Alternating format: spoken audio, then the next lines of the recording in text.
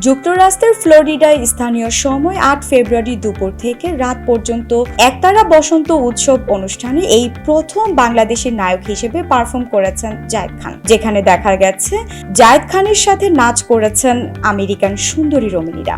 তিনি দেশ বিদেশে যেখানেই যান না কেন সব সময় নতুন চমক দেন, পুরো আকর্ষণ নিজের দিকে টেনে নেন, হোক সেটা নাচ, গান বা ডিগবাজির মাধ্যমে।